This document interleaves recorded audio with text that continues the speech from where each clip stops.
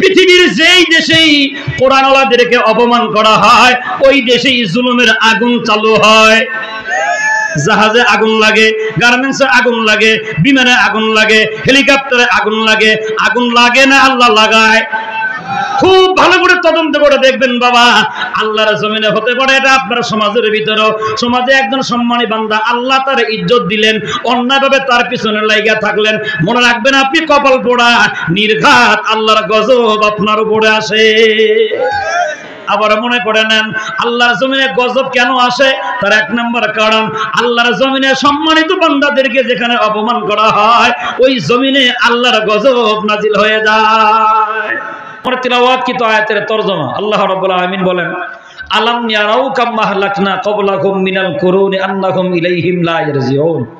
মানুষেরা কি দেখে না তাদের আগে আমি আল্লাহ অনেক জাতিকে ধ্বংস করে দিয়েছি, ওই সমস্ত জাতিরা তোমাদের কাছে আর কোনোদিন ফেরত আসবে না।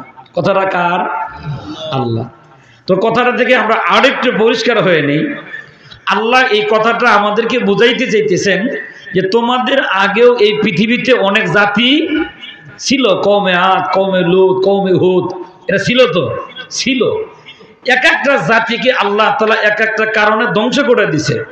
ধ্বংস করে দেওয়ার পরে আল্লাহ বলতেছেন যে ওই ধ্বংসপ্রাপ্ত হওয়ার পরে যারা চলে গেছে ওরা ইচ্ছে করলো আর কোনোদিন পৃথিবীতে আসার সুযোগ নাই। এখান থেকে আমাদেরকে কি মেসেজ? আল্লাহ এটা আমাদেরকে বুঝাই দিলেন যে দেখো, ধ্বংসপ্রাপ্ত হয়ে একবার চলে গেলে তাদের নাম নেওয়ার মানুষ খুঁজে পাওয়া যায় না।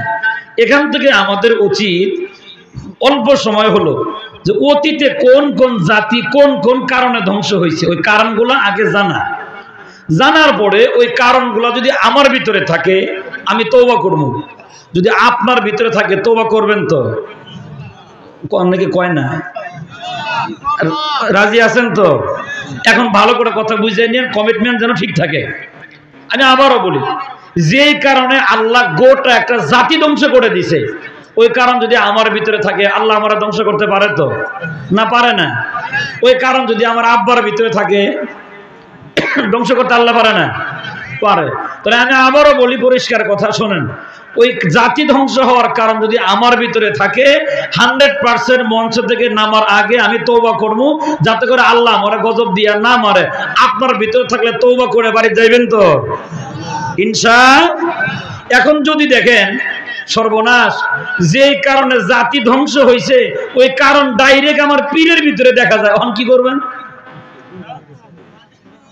এই কথা কয় না, এই তো আঙ্কেল কইছে ওটাও ধ্বংস, তাহলে আমি ওই পীরের অনুসরণ আর করবো না, কারণ জাতি ধ্বংস, তাহলে ওই পীরও ধ্বংস। তাহলে জাতি ধ্বংস হওয়ার কারণ যদি পীরের ভিতরে থাকে পীরে বাতিল। বলেন বলেন, পীরে বাতিল। আর যেই কারণে আল্লাহ গোটা জাতির ধ্বংস করে দিলেন ওই কারণ যদি আমার আব্বার ভিতরে থাকে আব্বাও বাতিল। আর ওই জাতি ধ্বংস হওয়ার কারণ যদি আমার ভাইয়ের ভিতরে থাকে ভাইও বাতিল। জাতি ধ্বংস হওয়ার কারণ যদি আমার নেতার ভিতরে থাকে নেতাও বাতিল, ও বেইসা খাইবো বাতিল, কারণ তোর কারণে জাতি ধ্বংস হবে। অতএব এরকম নেতা আমাদের দরকার নাই। এজন্য পরিষ্কার ভাবে কথাগুলো বুঝতে হবে, শুনতে হবে ইনশাআল্লাহ। আমি আবারও মনে করাই দিই কোন কোন কারণে জাতি ধ্বংস হয়েছে। 8টা কারণ। রাত অনেক গভীর, 12টা বেজে গেছে, জানি না আপনাদের ধৈর্য আছে কতক্ষণ। আমি চেষ্টা করব আপনাদের ধৈর্য থাকলে বিস্তারিত বলবো ইনশাআল্লাহ। সম্মানিত হাজিরিন, জাতি ধ্বংস হওয়ার 1 নম্বর কারণ। কয় নম্বর? খাতা কলম থাকলে লেখেন অথবা মোবাইলে রেকর্ড করেন, কোনো এক সময় কাজে লাগবে ইনশাআল্লাহ। জাতি ধ্বংস হওয়ার 1 নম্বর কারণ তাফসিরে রুহুল মানি, তাফসিরে ইবনে কাসির 2 নম্বর খণ্ড, আল্লাহর হাবিব সাল্লাল্লাহু আলাইহি ওয়াসাল্লামের হাদিসের বর্ণনা দিয়ে মুফাসসিরিন ইকরাম লেখেন জাতি ধ্বংস হওয়ার 1 নম্বর কারণ হলো যখন দেখবা যেই সমাজে, যেই দেশে, যেই এলাকায় আল্লাহর দেওয়া সম্মানী বান্দাদেরকে অপমান করা হয়, মনে করবা ওই জাতির প্রতি আল্লাহর গজব নাজিল হবে। আপনি কইলেও ঠিক, না কইলেও ঠিক। আমি কিন্তু আপনারা ঠিক ঠিক বেঠিক জিগাইনি, জিগাইছি কি? জিগাইনি। কারণ ঠিক আর বেঠিক পাবলিক বুঝলে তো আর এত ওয়াজের দরকার নেই, এমনি দেশ ভালো হয়ে যেত। তাও কয় ঠিক, 2-1 জন বাকি দিয়ে কয় না। ঠিক কইলে সবাই মিলে কয়েন, তাহলে মাশাআল্লাহ আমি বুঝুন যে আপনি আমার কথাটা বুঝতেছেন ইনশাআল্লাহ। আমি আবারও বলি, জাতি ধ্বংস হওয়ার এক নাম্বার কারণ আল্লাহর সম্মানী বান্দাদেরকে যেখানে অপমান করা হয় সেই জাতির উপর কি নাজিল হয়? হ্যাঁ, গজব নাজিল হয়। ভালো করে বোঝেন, তাফসীর কিতাব থেকে তার দলিল নেন। আল্লাহর একজন পয়গম্বর সাইয়্যিদিনা হযরত ইউসুফ আলাইহিস সালাতু ওয়াস সালামকে তার ভাইয়েরা আব্বার কাছ থেকে বুলায় বালায় নিয়ে কুয়ায় ছেড়ে দিছে। পড়ে থাকলেন 3 দিন 3 রাত। বুঝে থাকলে বলেন কে খাওয়াইলেন? কেন খাওয়াইলেন? সূরা নহল 97 নম্বর আয়াতে কারিমায় পাওয়া যায় আল্লাহ কেন খাওয়াইছেন। আল্লাহর পয়গম্বরকে যখন কুয়ার ভিতরে ছেড়ে দেওয়া হয়েছে, পয়গম্বর তখন জবান দিয়ে বলছিলেন তাওয়াক্কালতু আলাল্লাহ। বলেন তো কি বলছি? এর অর্থ হলো আমার ভরসা কার উপরে? আল্লাহ খুশি হয়ে গেলেন। রিজিকের ফয়সালা কে করলেন? সূরা নহল 97 নম্বর আয়াতে কারিমে রব্বে কারীম বলেন, মান আমিলা সালিহাম মিন যাকারিন আও উনসা ওয়া হুয়া মুমিন ফালানুহিয়ান্নাহু হায়াতান তাইয়্যিবা ওয়ালা নাজিজিয়ান্নাহুম আজরাহুম বিআহসানি মা কানু ইয়ামালুন। আল্লাহ রাব্বুল আলামিন বলেন, ঈমান আনার পরে পৃথিবীর জমিনে কোন নারী এবং পুরুষ যদি নেক আমল করে, হতে পারে নারী হতে পারে পুরুষ, বান্দার ঈমানটা যদি প্রথমে বড় সুন্দর হয়, ঈমান আনার পরে বান্দির আমল নামা যদি বড় সুন্দর হয়, ঈমান আর আমল দুইটা পুঞ্জে যদি বান্দার সুন্দর হয়ে যায়, আল্লাহ রাব্বুল আলামিন বলেন ওই বান্দার রিজিক নিয়ে টেনশন করা লাগবে না, ওই বান্দার রিজিক আসবে আসমানের মালিকের পক্ষ থেকে। আল্লাহর পয়গম্বর কুয়ার ভিতরে পড়ে থাকলেন 3 দিন 3 রাত। রিজিক খাওয়াইলেন আল্লাহ রাব্বুল আলামিন। বড় ভাইয়ের নাম ইয়াহুদা, প্রতিদিন খাবার নিয়ে আসে আর বলে ইউসুফ হাত কান বাড়ায় দাও, এই যে নাও তোমার খাবার। আল্লাহর পয়গম্বর ইউসুফ বলেন তোমাদের খাবার আমার দ্বারা শোভনীয় নয়, এই যে দেখো আমার হাতের ভিতরে খাবার। ইয়াহুদা বলেন আমি ইউসুফের হাতের দিকে তাকায় দেখি বিনা মৌসুমের খাবার ইউসুফের হাতে। কে দিছেন? ভরসা ছিল কার উপরে? আল্লাহর পয়গম্বর কুয়ার ভিতরে পড়ে রইলেন 3 দিন 3 রাত। চতুর্থ দিন আসরের নামাজের পরে অনেকটা দূর থেকে বণিকের দলেরা দেখে সেখানে পাখি ওড়ে, পানির সন্ধান পাওয়া যাবে মনে করে দৌড়ে আসলেন। বণিকের দলকে বলে শোনো, বালতি ছাড়া মনে হয় পানি পাওয়া যাবে। ওরা উপর থেকে যখন বালতি ছাড়ে, আল্লাহর পয়গম্বর উপর দিকে তাকায় দেখেন বালতির ঝনঝনানি আওয়াজ। পয়গম্বর কোনো বিচলিত নাই, দিলের ভিতরে কোনো ভয় নেই। আল্লাহর পয়গম্বর বালতি দেখেন আর বলেন তাওয়াক্কালতু আলাল্লাহ, আমার ভরসা মালিকের উপরে। বালতি বললে পড়ুক, পাথর বললে পড়ুক, আমাকে বাঁচাইবেন কে? আল্লাহ রাব্বুল আলামিন ডাকতে বলে পয়গম্বর শোনো, আমি আল্লাহর উপর ভরসা করার কারণে এটা এমন একটা ব্যবস্থা করে দিলাম। শোনো, উপর থেকে তুমি দেখতেছো বালতি, এটা বালতি না, মনে করবা এটাই মিশরের সিংহাসন। আল্লাহর পয়গম্বরকে আল্লাহ শোনা দিলেন শোনো, তোমার কাজ হলো বালতির উপরে বসা, আর আমি আল্লাহর কাজ হলো এখান থেকে উঠায়া মিশরের সিংহাসনে নিয়া রাজ দরবারে তোমাকে উঠাইয়া দেওয়া। পয়গম্বর বসলেন বালতির উপরে, ওরা বালতি টানে। পয়গম্বরের চেহারা দেখা মাত্র বলে বুশরা হাযা গোলাম, সুসংবাদ না, আমরা গোলাম পাইছি। গোলাম ভাইরা দৌড়ে আসে, ভাই হলো 10 জন। আরে বাবা গোলাম পাইছো, ভালো কথা, এটা আমাদের গোলাম। এই গোলামের 2টা স্বভাব খারাপ। 1 নাম্বার, গোলামটা মাঝে মাঝে চুরি করে। 2 নাম্বার, এই গোলামটা কাজের ভিতরে ফাঁকি দেয়, যার কারণে আমরা গোলামটারে কুয়ার ভিতরে ফালায় দিছি। তোমরা যেহেতু পাইছো, গোলামটা নিয়ে যাও, আমাদেরকে কয়েকটা টাকা দিয়ে যাও। বেঁচে খাইব, কি করবো? কত দিরহাম লাগে? যা আছে দাও। পকেটে হাত দিয়ে দেখে মাত্র 18 দিরহাম দিয়ে দিছে, খুব খুশি। এবার ভাইয়েরা টাকা বন্টন করে নেয়, ভাই হলো 10 জন, 2 দিরহাম করে দিলে 2 টাকা শর্ট পড়ে গেছে। যেটা পায় নাই এটা লাভ দিয়ে দাঁড়ায়, আব্বারে কয়ে দিব তোরা ভাই বেচা খাইছস। বিপদ হয়েছে তো। বড় ভাইয়ের নাম ইয়াহুদা, লাভ দিয়ে দাঁড়ায় শোন, আব্বারে বলা যাবে না, এই যে আমার 2 দিরহাম তোমারে দিয়ে দিলাম, আব্বারে বলবা না। ভালো করে বুঝে নেন, ওরা ভাই বেচা খাইলো কয় দিরহামে? কয় না 18 দিরহামে। আল্লাহর পয়গম্বরকে বিক্রি করে দেওয়ার পরে ওরা 10 ভাই বণিকদেরকে বলে শোনা, এই যে আমার বিষয়বস্তুর কাছে চলে এসেছি বাজান। ভাইরা বলে শোনা, এটা যেহেতু কাজের ভিতরে ফাঁকি দেয়, মাঝে মাঝে পালায় যায়, তোমরা 18 দিরহাম দিয়ে কিনলা, এটা পালায় গেলে তো সমস্যা, ওর হাতের ভিতরে রশি বাঁধে নাও। বাইরে কি কয়? ওরা বাঁধে নাও যাতে পালাইতে না পড়ে। এবার বণিকের দলেরা আল্লাহর পয়গম্বরের হাতের ভিতরে লাগাইলো রশি। আমি আপনাকে বুঝাইছিলাম বাবা, আল্লাহর জমিনে গজব আসার এক নাম্বার কারণ, যেই জমিনে আল্লাহর সম্মানী বান্দাদেরকে অপমান করা হয় ওই জমিনে গজব নাজিল করেন কে? আল্লাহর পয়গম্বরের হাতের ভিতরে যখন রশি লাগায় দিয়েছেন, আল্লাহ বড় নারাজ হয়ে গেছেন। মালিক ডাক দেখায় জিবরাইল, মিকাইলকে বলো, ইসরাফিলকে বলো, দুনিয়ার জমিনে সবচেয়ে সম্মানী বান্দা আমার পয়গম্বর ইউসুফ, পয়গম্বরের হাতের ভিতরে রশি লাগায় দিছে। আমি আল্লাহ নারাজ হইয়া গোটা ব্যবসায়ীদের উপরে গরম বাতাস চালু করে দিলাম। নাউজুবিল্লাহ কর, নাউজুবিল্লাহ। গরম বাতাস কে দিলেন? যেটাকে সাইমুম সুনামি বলা হয়। আরব দেশের লো হাওয়া, গরম বাতাস, বালুর বাতাস। বণিকের সর্দার বলে, শোনা, এই রাস্তায় আমি দিনেও গেলাম রাতেও গেলাম, জীবনে কোনোদিন আমার গায়ে গরম বাতাস লাগে নাই, আজকে আমার গায়ে গরম বাতাস কেন? ওর সাথে বেয়াদবি করেছো? কয় বেয়াদবি করি নাই, রশি লাগাইলেই গরম বাতাস, রশি খুলে দিলেই বাতাস বন্ধ। সুবহানাল্লাহ।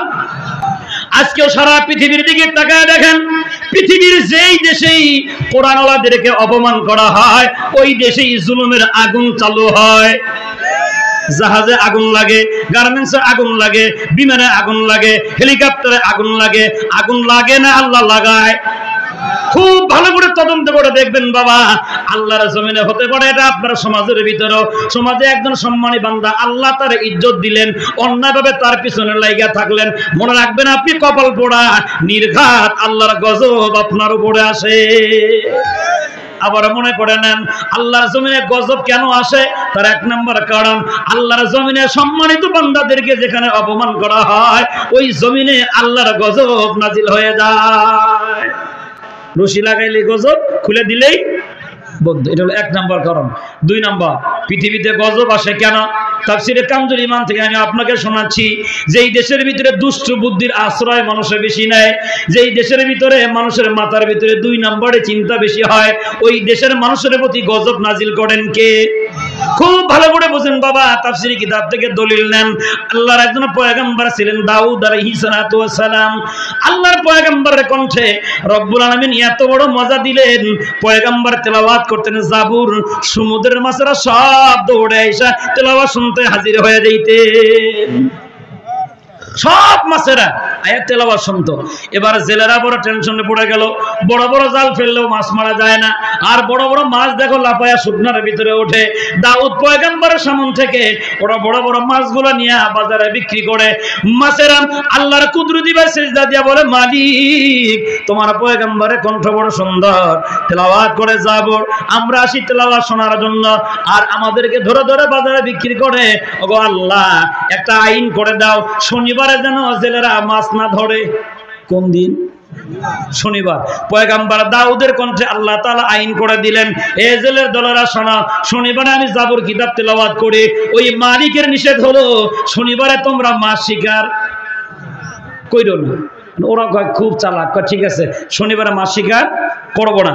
আল্লাহর পয়গম্বর দাউদ আলাইহিস সালাম কোরআন তেলাওয়াত মানে তদানীন্তন সময় আসমানি কিতাব জাবর কিতাব তেলাওয়াত শুরু করে দিলেন। মাছরা দৌড়ে সব যখন শুকনায় চলে আসছে, ওই যে দুষ্ট বুদ্ধির আশ্রয়, ওরা বুদ্ধি করে একজন আর একজনকে বলে, শোনো শনিবারে মাছ শিকার করা নিষেধ, রোববারে তো নিষেধ না। কথা হলে কি করতে চাও? মাছেরা সব শনিবারের ভিতরে চলে গেছে, এবার বানানো কাপড় আনো, মেয়েটাই না আটকায় দাও, শনিবারে মারবো না, শনিবার গেলে রোববারে মারবো। এটা ভালো বুদ্ধি না দুষ্ট বুদ্ধি? হ্যাঁ, গজব আসার কয় নাম্বার কারণ চলছে? দুই নাম্বার, দুষ্ট বুদ্ধির আশ্রয় নেয় যারা গজবের হকদার হয়ে যায়। ওমন দুষ্ট বুদ্ধি আমাদের মাথায় আছে না নাই? ওজনে কম দেওয়া দুষ্ট বুদ্ধি, খাদ্যে ভেজাল দেওয়া দুষ্ট বুদ্ধি, জমিনের আইল ঠেলা দুষ্ট বুদ্ধি, বউ মাইরা যৌতুক খাওয়া, কয় না কথা কয় না, দুষ্ট বুদ্ধি। এক নেতারে কথা দিয়ে আর এক নেতার কাছে টাকা খাইয়া ভোট দেওয়া, কয় না কয় না, এখন কয় না, কি বুদ্ধি? দুষ্ট বুদ্ধি। ভাইয়ের সম্পদ ভাইয়ের জোর করে মাইরা খাওয়া, বইনের সম্পদ ঠকাইয়া ভাইয়ে সব মাইরা দিয়া বোনরে তাড়ায় দেওয়া, কি বুদ্ধি? হ্যাঁ, তাহলে এই আমলগুলো আমাদের ভিতরেও আগে কিন্তু কইছেন তওবা করে বাড়ি যাবেন, আইতাছি পড়ে ইনশাআল্লাহ, কোন ইনশাআল্লাহ। তাহলে গজব আসার দুই নাম্বার কারণ, দুষ্ট বুদ্ধির আশ্রয় নেয় যারা, গজবের হকদার হয়ে যায় তারা। পয়গম্বর দাউদ আলাইহিস সালাম তেলাওয়াত বন্ধ করে দিলেন। শনিবার শেষ হয়ে গেল, ওরা রবিবারে মাছ ধরে। মানুষেরা কয় আল্লাহর পয়গম্বর ওই যে মাছ ধরতেছে, মাছ পাইলো কোথায়? আগের দিন বন্ধ করছে, আজকে মারে। পয়গম্বর কাছে গেলেন, যায় কয় এই বেটারা মাছ মারো কেন? আজকে তো রোববার। বুঝতেছেন কিছু? কি কয় আজকে? আর আপনার আল্লাহ তো কইছে মাছ ধরা নিষেধ কি বারে? শনিবার, আজকে রবিবার, মারলে তো আর সমস্যা নাই। ওরা মনে করছে যে ওরা এত বুদ্ধি ওদের মাথার ভিতরে, আল্লাহ বুঝছে ওরা বদমাইশ টের পায় না। মনে রাখবেন বাবা, দুষ্ট বুদ্ধির আশ্রয় নেয় যারা, ওরা হাজারো সাক্ষী যদি গোপন করে এরপরও ধরা খাবে। কথা কয় না? আবারও তাফসীর কিতাব থেকে আমি আপনাকে শোনাই, আল্লাহর পয়গম্বরের 10 ভাইরা পয়গম্বর ইউসুফকে বাবার কাছ থেকে বুলায় বলায় কুয়ায় ফেলায় দিলেন। দেওয়ার পরে জামা নিয়া আব্বারে যায় কি কইছিন? আপনার বলারে এই তো ভালো বুদ্ধি না দুষ্ট বুদ্ধি? দুষ্ট বুদ্ধি। পয়গম্বর হাতের ভিতরে জামা নিয়ে কয়, আরে আমার ছেলেটারে কেমন বাগে খাইলো, জামা তো ছিল না। এখন একজন মাথা চুলকায়, এই টান দে তো ছিললেই তো কাম হইতো, তোর বুদ্ধি কই গেছিল? এইবার তাফসীর কিতাব থেকে একটা ঘটনা শুনে আরো মজা পাইবেন। এই 10 ভাইয়ের মাথায় কত ব্রেন ছিল। এই 10 জন রাস্তা দিয়ে হাইটা যায়, যাওয়ার পরে একজনে কয় এই রাস্তা দিয়ে একটা গাবি হাইটে গেছে, বলদ না। হ্যাঁ, কথা ঠিক আছে। আর একজনে কয় যে গাবিটা হাইটে গেছে, গাবিটার 1 চোখ কানা, কথা ঠিক আছে। আর একজনে কয় গাবিটার বাচ্চা পেটে, কথা ঠিক আছে। এটা বলা মাত্রই আর এক লোক দৌড়ে আছে, এই চোরের দলেরা খাড়ো, গাবি বাচ্চা পেটে 1 চোখ কানা, এটা আমার গরু, গরু কই? ওরা কয় আমরা কই আর গরু কই, আমরা তো নবী বংশের মানুষ, আসলে গরুর খবর আমরা জানি না, আল্লাহর রাস্তায় মাফ করেন। রিমান্ডে নিলে সব বাইরেব। ব্যক্তির দূরে রয়ে গেছে বাদশার কাছে, যা কয় এটা আমার গরু চুরি করছে, বিচার চাই। বাদশায় কয় এটা আত্মসম্মান বোধ বলতে কিছু আছে তো, নবী বংশের মানুষ, বিচারটা পরেই করা হবে, আগে নাস্তার ব্যবস্থা কর। নাস্তা দিছে শুকনা রুটি, রুটি খাবার গিয়া একটা আর একটা দেখার কয় ভাই যে বান্দি যে দাসী রুটি ভাজছে ওর বর্তমানে মাসিক অসুখ চলতেছে। কি দেখে কয়?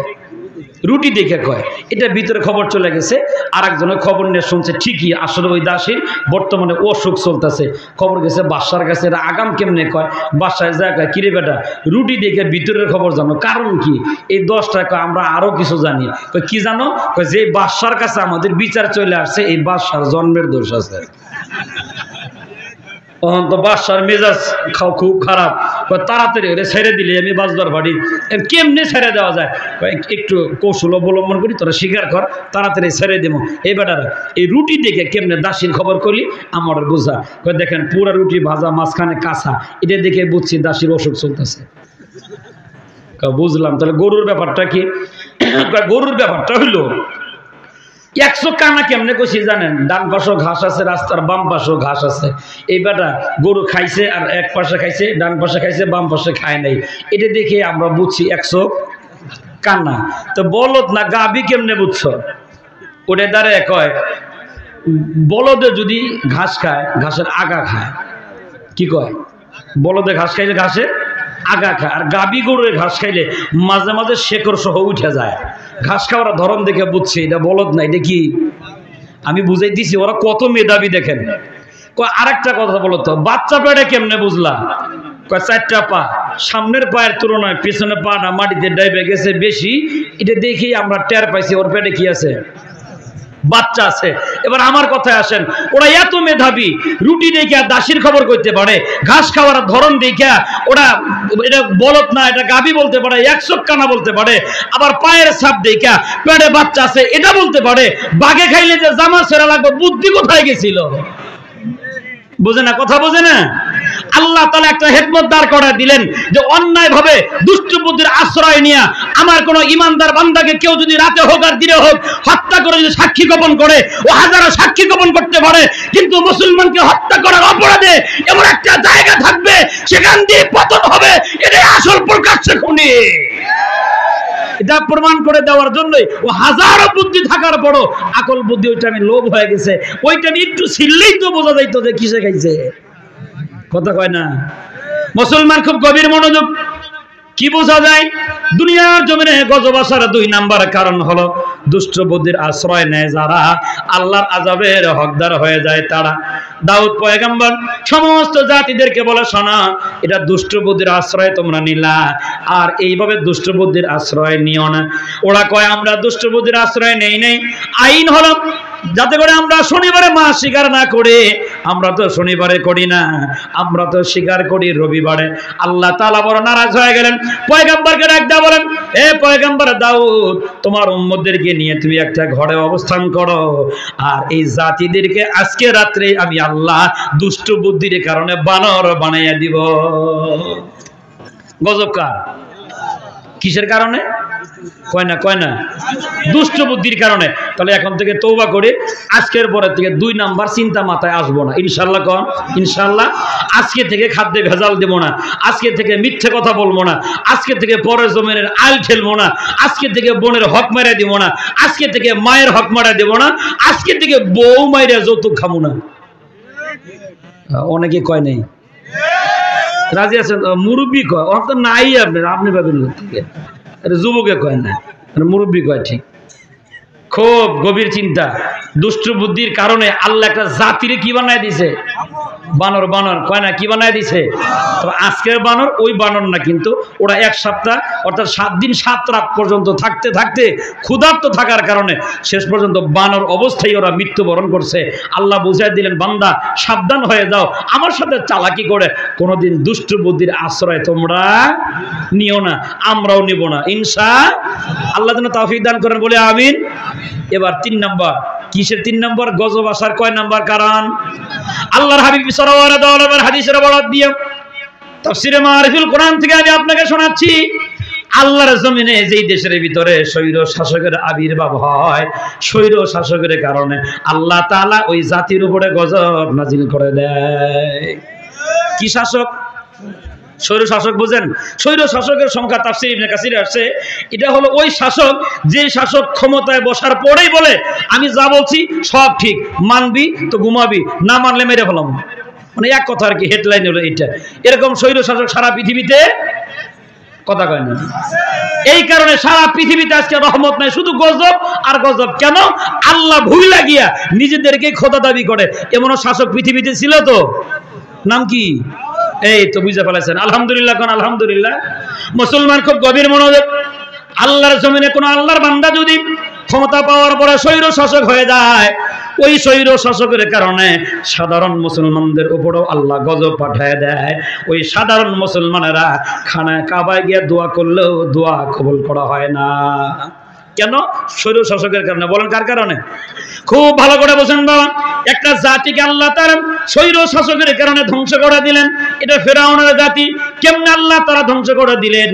আর ফেরাউন স্বৈর শাসকই বা হলো কেমন করে?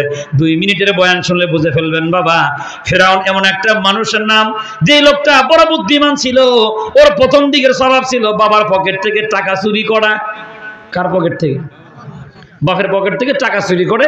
ফেরাউনের মায়ে গিয়ে ওর আব্বার কাছে কয়, তোমার পোলা কিন্তু টাকা চুরি করে। করলে আমারটা করে, তোর মাথা ব্যথা কিসের? ঠিক আছে, আমি কিছু বলবো না। পরের দিন দেখে চাচার পকেটেরটাও চুরি করছে। ফেরাউন আর তার ভাই একই রুমে থাকতো, আর ফেরাউন টাকা চুরি করে চাচার পকেটেরটা। চাচাকে বিচার দিছে ফেরাউনের কাছে, ভাই ফেরাউনের আব্বার কাছে, যে তোমার পোলায় আমার টাকা চুরি করে। কয় পোলাটা পাগল, কিছু কইস না। কি কয়? পোলাটা পাগল। তখন ফেরাউনের চাচায় কয়, একই জায়গায় 2টা জামা, আমার পকেটেও টাকা, তোমারটার মধ্যেও টাকা, আমারটা চুরি করে, তোমারটা চুরি করে না। এবার ফেরাউনের বাপ কয়, পাগল হলো? এত পাগল না। কি কয়? পাগল হইলো? এত পাগল না। দিন যায় চুরি করে, দিন যায় চুরি করে। হঠাৎ করে একবার বাজারে গিয়ে ধরা খাইছে, আর মানুষের ধৈর্য হালকার উপরে জাপসা দিছে। বুঝছেন তো কি দিছে? মানে রক্ত বাড়ে নাই, ফাটেও নাই, মানে কোন রকম দিছে আর কি। কিছুদিন পরে আবার ধরা খাইছে।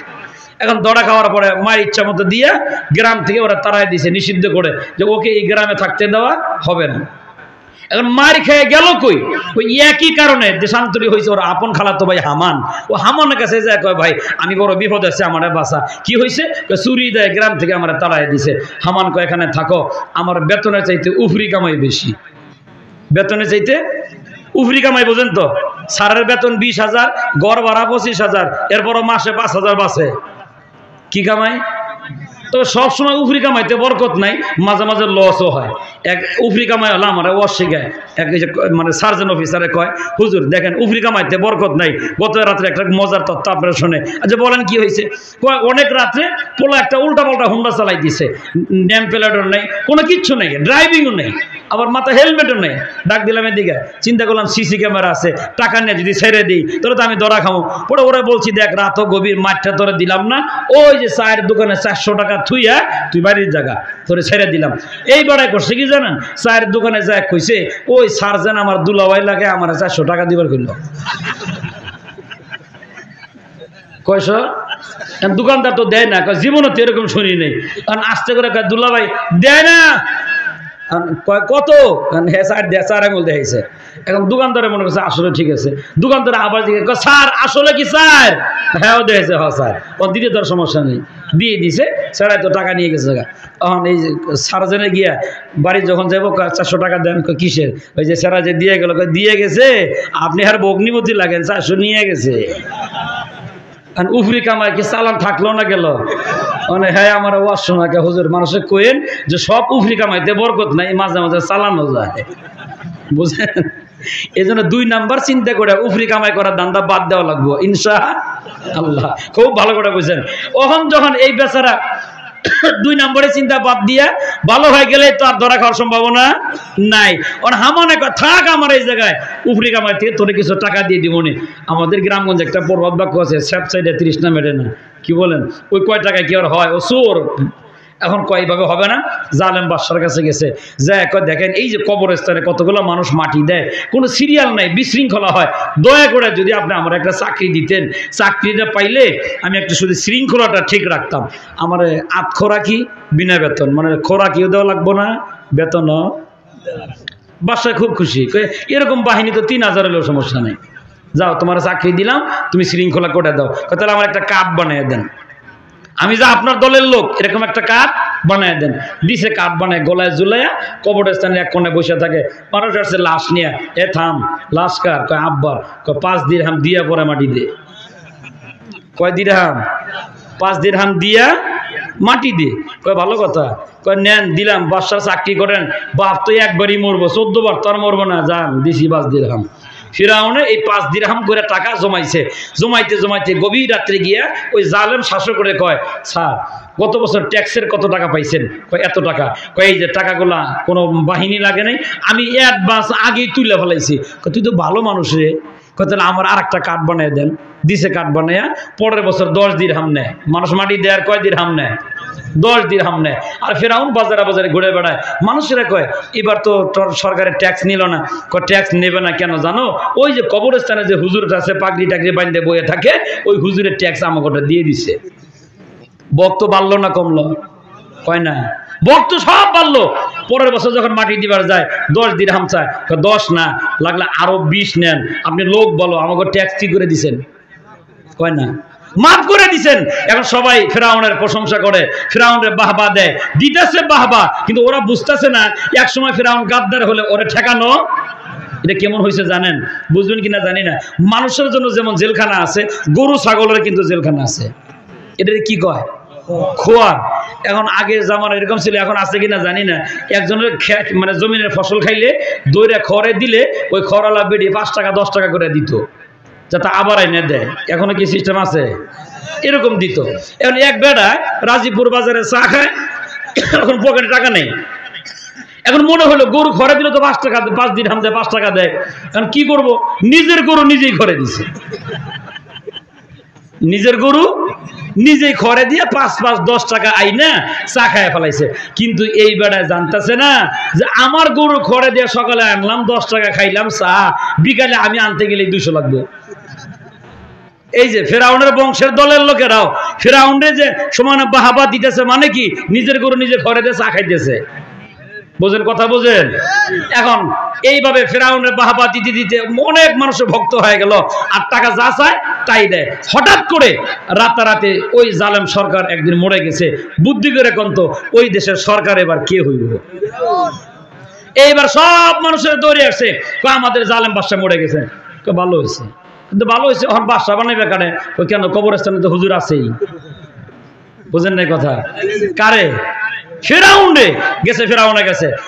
ওস্তাদ আপনি লোক হিসাবে ভালো, এই দেশের সরকার হওয়ার আগেই আপনি আমাদের ট্যাক্স গুলা মাফ করে দেন, লোক হিসাবে খারাপ না।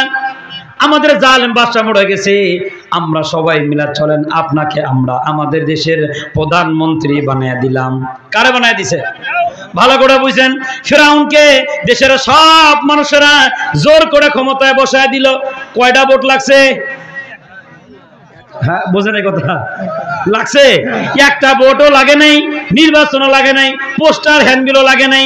এজন্য সিরাতের কিতাবে পাওয়া যায় পৃথিবীর ইতিহাসে সর্বপ্রথম বিনা ভোটের কৌশলের সরকারের নাম হলো ফেরাউন। এটার নাম কি? খুব ভালো করে বোঝেন বাবা। ক্ষমতায় বসার পরে এখন ফেরাউনের সব জাতিরে শোনা দিল, শোনো, মনে মনে কয় আমি তো এইটাই চাইছিলাম। খুব কৌশলে এই পর্যন্ত আয়া পড়ছে। এখন চিন্তা করলো যে ভাই আমার হামান কষ্ট করে আমাকে বুদ্ধি করে আশ্রয় দিল, হামানকে দূরে রেখে লাভ নাই, হামানরাও আমার কাছে আনি। হামানরা দাওয়াত দেখা তোরে মন্ত্রী পরিষদের বড় একটা মন্ত্রী বানিয়ে দিলাম, তুই আমার বুদ্ধিজীবী। হামানও বড় খুশি, আমিও তো বিনা বোর্ডের মন্ত্রী হয়ে গেলাম গা, আমার খালাতো ভাই আমারে বানায় দিছে। ফেরাউন ডাক দেখা থাকবি আমার সাথে, বুদ্ধি দিয়ে দিয়ে তুমি আমারে চালাবা। হামানে বুদ্ধি দিয়ে চালায়। ওই মুহূর্তের ভিতরে তাফসীরে কিতাবে পাওয়া যায় শয়তান আয়া কয় হামান কি বুদ্ধি দিব, কিছু বুদ্ধি আমার কাছ থেকেও নাও। কি আইছে? শয়তান। শয়তান ফেরাউনে কয় তুই তো শয়তান, কি বুদ্ধি দিবি? আসল বুদ্ধি তো আমার কাছে। এই যে হামান যে তোমার বুদ্ধি দিল, পাহাড়ে যায় তুমি কইবা আনা রব্বুকুমুল আলা, আমি বড় খোদা। তুমি যে নিজেরে খোদা দাবি করবা, খোদা হলে তো নবী লাগে, তোমার তো একটা নবীও নাই। কে কয়? শয়তানে কয়। ফেরাউনের হুশ ফিরছে, এটা তো কথা ঠিকই যে নবী না থাকলে তো কোনো খোদাগিরি চলে না, কারে বানাইবো? এখন ফেরাউন টেনশনে পড়ে গেছে। শয়তানে কয় টেনশনে বললেন যে, টেনশনে বললাম নবী কারে বানানো যায়? এখন শয়তানে কয় দেখেন তো আমার পছন্দ হয় কিনা। মানে যেমন বাদশা তেমন প্রজা, আর যেমন খোদা তেমন নবী। আর ফেরাউনে শয়তানটা দিছে নবুয়ত, যা তোরা নবুয়ত দিয়ে দিলাম, মাঝে মাঝে ডাকলে তুই আবি। কয় ঠিক আছে যান। কিছুদিন পরেই ওই যে ফেরাউনের যারা খোদা মনে করে ফেরাউন, ওরা আইছে, ও খোদা দেখো জমির উর্বরতা শক্তি নষ্ট হয়ে গেছে, জমিনে ফসল হয় না, আমাদের বৃষ্টি দরকার। আমার তো নবী আছে, বৃষ্টি দেওয়া তো ব্যাপার না। ওই শয়তানটা ডাকছে, শয়তান আয়া পড়ছে। ডাকলেন কেন? কই আমার বান্দারা বৃষ্টি চায়, বৃষ্টি দিয়ে দাও। বলে দেন কালকে বৃষ্টি হইব। শয়তান আকাশে যায় ওর বন্ধু বান্ধব সন্তান আদি বউ পোলাপান যা আছে সবাইরে বলছে ফেরাউনের বংশধরের উপর প্রস্তাব করে দে। যখন প্রস্তাব করে দিছে সব দৌড়ে ফেরাউনের কাছে গেছে, ও খোদা বৃষ্টি বন্ধ করো। কি হয়েছে? যায় দেখেন বৃষ্টি গরম আর দুর্গন্ধ। কি কয়? বৃষ্টি গরম আর। ফেরাউন ডাক দিয়ে কয় বৃষ্টি চাইলে বৃষ্টি দিলাম, আবার থামাইতে বলো কেন? এমন বৃষ্টি আমাদের দরকার নেই। ফেরাউন আবার শয়তানকে ডাক দিয়ে কয় কেমন বৃষ্টি দিলা? বৃষ্টি হলো গরম আর দুর্গন্ধ। শয়তানও নারাজ হয়ে গেছে, ফেরাউনের কপালে লাথি দিয়ে কয় তোর মতো শয়তান যদি খোদা হয় আর আমার মতো শয়তান যদি নবী হয়, বৃষ্টি তো এমনি হইব। এখন ফেরাউনে কয় তাহলে কি অবস্থা?